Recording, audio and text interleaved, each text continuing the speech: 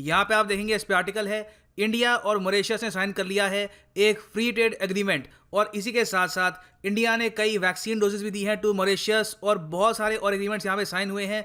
सबसे important statement यहाँ पे आप देख पाओगे हमारे विदेश मंत्री की, ये कह रहे हैं कि comprehensive economic cooperation partnership agreement sign हो चुका है। ये एक स्पेशल डे है फॉर इंडिया मॉरिशस रिलेशंस, और ये लाइन पे गौर करना, ये एग्रीमेंट पहला ऐसा एग्रीमेंट है जो इंडिया ने साइन किया है किसी अफ्रीकी देश के साथ। जी हाँ, पहला free trade agreement with an African country. अब यहाँ पे आप कहेंगे वेट, मॉरिशस अफ्रीका में आता है, एशिया में नहीं आता, इंडियन ओशन के आसपास? तो नहीं, मॉरिशस ज्योग्राफिकली अफ्रीका का पार्ट है।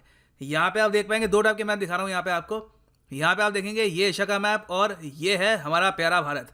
और यहाँ पे आप देखोगे, यहाँ पे है मालदीव्स, और मेडागास्कर के पास यहाँ पे है मॉरिशस। तो ज्योग्राफिकली ये सिंस अफ्रीका के काफ़ी करीब है, तो मॉरिशस पार्ट है अफ्रीका का, और ये मेंबर भी है अफ्रीकन यूनियन का। जिस तरीके से यूरोपियन यूनियन है यूरोप में, अफ्रीका का भी एक यूनियन है। एक क्वेश्चन आपसे मैं पूछूंगा कि अफ्रीकन यूनियन के जो हेडक्वार्टर्स हैं ये किस देश में आपको मिलेंगे? नीचे कमेंट सेक्शन में करो इसका आंसर। सही आंसर इसका मैं दूंगा नहीं, क्योंकि बहुत ही सिंपल क्वेश्चन है, आपको इसके बारे में पता होना चाहिए। तो यहाँ पे आप देख पाओगे ये मॉरिशस है। और बाय द वे, हमारे जो विदेश मंत्री हैं एस जयशंकर साहब, ये आज के समय 2 कंट्रीज के टूर पे हैं। पहले तो ये गए मालदीव्स में, जो यहाँ पर है मालदीव्स, और उसके बाद ये गए मॉरिशस में। अच्छा, मालदीव्स मॉरिशस में फ़र्क क्या है? बहुत डिफरेंस है क्या? बहुत डिफरेंस है। कई लोग कंफ्यूज कर लेते हैं कि दोनों ऑलमोस्ट सेम ही होंगे, टूरिज्म पे डिपेंडेंट कंट्री, आसपास में ही है, इंडियन ओशन में, टापू है। नहीं, दोनों में काफ़ी डिफरेंस है। आबादी का काफ़ी बड़ा डिफरेंस है। मालदीव्स की आबादी है करीब 5,30,000 के आसपास, वेरएस मॉरिशस की आबादी है 12,70,000 के आसपास। मॉरिशस पार्ट है अफ्रीकन कॉन्टिनेंट का, मालदीव्स पार्ट है एशिया का। और रिलीजन पॉइंट ऑफ व्यू से आप अगर देखें तो मॉरिशस में जो मेजॉरिटी रिलीजन है ये है हिंदुइज्म। कई लोगों को इसके बारे में पता ही नहीं है। 48% से भी ऊपर यहाँ पे जो आबादी है ये फॉलो करती है हिंदुइज्म, वेराज मालदीव्स में 99% जो आबादी है ये फॉलो करती है इस्लाम। एक्चुअली इनके संविधान में लिखा है कि एक व्यक्ति जो मुस्लिम नहीं है ये बाय डिफॉल्ट मालदीव्स का नागरिक नहीं बन सकता। यहाँ पे आप देखोगे article 9 section D of the Maldives constitution, non Muslim may not become a citizen of Maldives. और सिंस मॉरिशस में जो मेजॉरिटी रिलीजन है ये हिंदुइज्म है और ये अफ्रीका का भी पार्ट है, तो इसलिए ये अकेला देश है पूरे अफ्रीका में जहां पर हिंदुइज्म आपको मिलेगा मेजॉरिटी में। और मॉरिशस के साथ हमने साइन कर लिया है एक फ्री ट्रेड एग्रीमेंट। नाउ जो ये फ्री ट्रेड एग्रीमेंट है इसकी अप्रूवल यूनियन कैबिनेट ने कुछ दिन पहले दे दी थी, मगर पता नहीं था कि इतनी जल्दी इसको साइन कर लिया जाएगा। It is a great news for both India and Mauritius. इस फ्री ट्रेड एग्रीमेंट का नाम है CECPA, comprehensive economic cooperation and partnership. और इस एग्रीमेंट के अंडर इंडिया का लार्जर गोल ये है कि मॉरिशस के साथ हमारा ट्रेड इतना अच्छा हो, इंडियन कंपनीज यहाँ पे इतनी इन्वेस्ट करे कि मॉरिशस एक गेटवे बन जाए इंडिया के लिए। फ्यूचर में अगर हमको इन्वेस्ट करना है मेडागास्कर में, ईस्टर्न अफ्रीका की कंट्रीज में, फॉर एग्जांपल यहाँ पे आप देखोगे ये मॉरिशस है ना, तो इसके अंडर मॉरिशस ने इतना ज़रा एक्सेस दिया इंडियन कंपनीज को कि कल को बहुत सी इंडियन कंपनीज सोच सकती हैं कि क्यों ना एक प्रोडक्शन यूनिट हम मॉरिशस में भी शिफ्ट कर दें।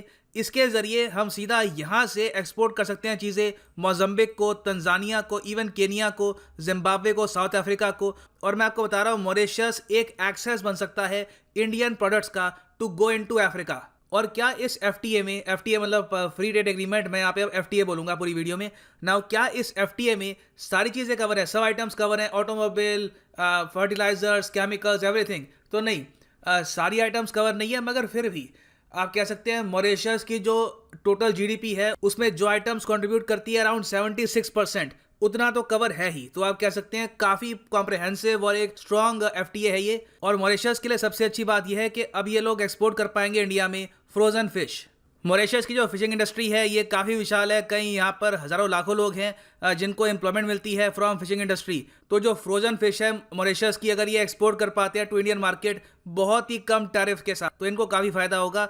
इंडिया में जो कंज्यूमर्स हैं उनको भी और ऑप्शंस मिलेगी। उसके अलावा मॉरिशस एक्सपोर्ट कर पाएगा sugar, biscuits, fresh fruits, juices, mineral water, साबुन, bags, medical, surgical equipments, apparel, बहुत सी आइटम्स इसमें कवर की गई हैं। और मॉरिशस को स्पेशल प्रेफरेंशियल एक्सेस मिलेगा कि ये 40,000 टन तक की चीनी एक्सपोर्ट कर सकते हैं इंडिया को at an early time frame. तो मतलब बाकी कंट्री से पहले इनकी चीनी एक्सपोर्ट होगी इंडियन मार्केट में, ये भी इनके लिए काफ़ी अच्छी बात है। इंडियन पर्सपेक्टिव से आप अगर देखो तो जो हमारा इंफॉर्मेशन कम्युनिकेशन सेक्टर है उसको यहाँ पे एक्सेस मिलेगा मॉरिशस की मार्केट का।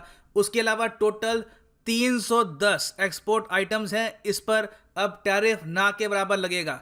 अब जो ये टैरिफ लगने की बात है इसका मतलब क्या है?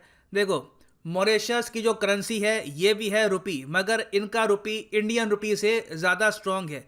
रीज़न ये है कि ये अपना रुपी इतना प्रिंट नहीं करते। ऐसा नहीं है कि इकोनॉमिकली इंडिया से स्ट्रांग है, बस ये अपना रुपी उतना प्रिंट नहीं करते जितना इंडिया प्रिंट करता है। तो अगर आपके पास मान लो 100 मॉरिशियन रुपी हैं तो उसके बदले में एक्सचेंज में आपको मिल जाएंगे रफली 182 इंडियन रुपीज़। अब पहले क्या होता था कि मान लो कोई आइटम है इंडिया में, कोई खास टाइप का साबुन है या कोई भी आइटम है, उसका प्राइस है 182 इंडिया में, उसको आपने एक्सपोर्ट किया मॉरिशस में, तो मॉरिशस की सरकार ने उस पर इंपोर्ट ड्यूटी और दुनिया भर के टैक्सेस लगा दिए और मॉरिशस की जनता को वहाँ पे 100 रुपये नहीं, उनको पे करने होते रहे 150 मॉरिशन रुपीज़ के आसपास। मगर अब इस FTA के आने के बाद जो ये टैरिफ है बहुत हद तक कम हो जाएंगे और अब रफली एक आपको वेग एस्टिमेट दे रहा हूँ, रफली जो आइटम इंडिया में थी 182 इंडियन रुपीज़ की, ये मॉरिशस में 110 या फिर 105 मॉरिशन रुपये की बिक पाएगी। ये बहुत अच्छी बात है, इससे इंडियन प्रोडक्ट्स को काफ़ी बड़ा एक्सेस मिलेगा एक ह्यूज मार्केट का इन मॉरिशस। नाउ अगला क्वेश्चन यहाँ पर यह आता है कि क्या हमने ये स्टेप अपने आप लिया है कि टाइम आ चुका है कि हमारी इकोनॉमिक रिलेशन स्ट्रांग हो मॉरिशस के साथ? नहीं।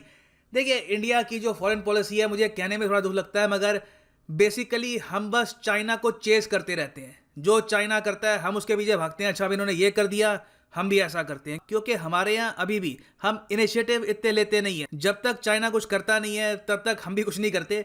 मॉरिशस के केस में भी यही हुआ है।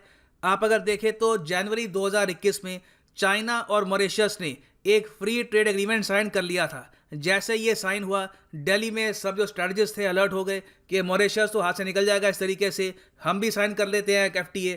और जैसे ही चाइना का साइन हुआ, अगले महीने फरवरी में हमारे विदेश मंत्री यहाँ पर पहुँच गए, चलिए हम भी साइन कर लेते हैं एक FTA। तो हालांकि जो हमने किया है बहुत अच्छी बात है, इससे मॉरिशस से हमारे जो संबंध हैं मजबूत होंगे, मगर ये साफ साफ लग रहा है एक रिएक्शनरी मेजर है। और प्रॉब्लम यह है कि जब आप किसी कंट्री को चेस कर रहे होते हो, जब आप कोशिश कर रहे होते हो कि किसी कंट्री का जो प्रभाव है किसी तीसरे देश में वो कम हो और आपका प्रभाव बना रहे, तो ऑब्वियस ही बात है आपको ज़्यादा कंसेशन देने होंगे, आपको उस कंट्री को ज़्यादा देना होगा अपना प्रभाव वहाँ पे बनाए रखने के लिए। मॉरिशस के साथ भी सेम है। मॉरिशस जानता है कि इंडिया चाइना को लेकर नर्वस है, तो ये भी खुल के डिमांड करते हैं कि ठीक है FTA साइन करना है, आप नहीं चाहते कि हम अपने टापू लीज पर दे रहे चाइना को, तो हमें कुछ दीजिए, कुछ $1 मिलियन दीजिए। तो इंडिया ने भी यहाँ पर एक डॉर्नियर एयरक्राफ्ट लीज पर दिया मॉरिशस को 2 साल के लिए, एक एडवांस लाइट हेलीकॉप्टर ध्रुव ये भी लीज पर दिया। फिर इंडिया ने ये भी कहा कि ठीक है $100 मिलियन का डिफेंस लाइन ऑफ क्रेडिट आप ले लो। ये एक टाइप का सॉफ्ट लोन होता है, मतलब कि $100 मिलियन तक का जो अमाउंट है इसकी चीज़ें आप इंडिया से परचेज कर सकते हैं, सिर्फ इंडिया से। उसकी जो पेमेंट करनी है ये बहुत ही आराम से कम इंटरेस्ट रेट के साथ आप पे करते रहना। इस सब के अलावा आप अगर देखो तो मॉरिशस में जो आज के समय मेट्रो बन रही है वो भी इंडिया बना रहा है। अब इंडिया ये सब कर रहा है, चाइना भी तो कुछ कर रहा होगा, चाइना उनके लिए एयरपोर्ट बना रहा है। तो इंडियन ओशन में तो आप कह लीजिए चाहे मालदीव्स हो, मॉरिशस हो, सेशल्स हो, बस दौड़ चल रही है। उनके यहाँ से बस प्रपोजल आता है कि मन कर रहा है हमारा कि एक ब्रिज बनना चाहिए, एक इंडियन डिप्लोमेट एक चाइनीज डिप्लोमेट दोनों चेकबुक लेके खड़े हो जाते हैं, हम तैयार हैं, हमसे ले लो पैसे। तो इंडिया यहाँ पे कैचअप ही कर रहा है चाइना के साथ, और अच्छी बात है हम लोगों ने टाइम पे यहाँ पे प्रोएक्टिव मेजर लिया है और इससे जो चाइना का प्रभाव था मॉरिशस में ये हम काफ़ी हद तक काउंटर कर पाएंगे। और इस सब के अलावा आप अगर ट्रेड के एस्पेक्ट से देखो तो इंडियन कंपनीज को काफ़ी बड़ा एक्सेस भी मिलेगा मॉरिशस की मार्केट का। ऑलरेडी आप अगर देखो तो भारत और मॉरिशस का जो ट्रेड है ये काफ़ी इंप्रेसिव है साइज़ के हिसाब से। ट्रेड काफ़ी हद तक ये झूलता रहता है बिटवीन 1.2 बिलियन टू 700 मिलियन, कभी कम हो जाता है कभी ज़्यादा हो जाता है डिपेंडिंग ऑन द ईयर। और जो ये ट्रेड है ये बहुत ही ज़्यादा फेवर करता है इंडिया को। इंडिया के जो टोटल एक्सपोर्ट्स हैं ट्रेड में ये $660 मिलियन के आसपास है, तो इंडिया को यहाँ पे काफ़ी फ़ायदा होगा। इंडिया और एक्सपोर्ट कर पाएगा मॉरिशस को, तो it is a great deal for India अगर आप बात करें एक इकोनॉमिक पॉइंट ऑफ व्यू से भी। और वैसे आप अगर देखें तो पिछले कुछ साल में इंडिया ने बहुत सारे इस टाइप के FTA साइन किए हैं वेरियस कंट्रीज़ के साथ, जैसे कि Japan, south Korea, ASEAN countries के साथ हम साइन कर चुके हैं। और अब हम नेगोशिएट कर रहे हैं एक free trade agreement with Australia, New Zealand और यूरोपियन यूनियन। तो इंडियन मार्केट धीरे धीरे और ज़रा ओपन हो रही है और देखना होगा कि पोस्ट कोविड वर्ल्ड में इंडिया क्या इसी टाइप की एफटीए साइन करता रहेगा या फिर हम काफ़ी लिमिटेड कंट्रीज के साथ ही ऐसे एफटीए साइन करेंगे? तो ये है अंत इस वीडियो का। उम्मीद करता हूँ काफ़ी कुछ आपको जानने को मिला होगा। Thanks for listening and as always God bless you all.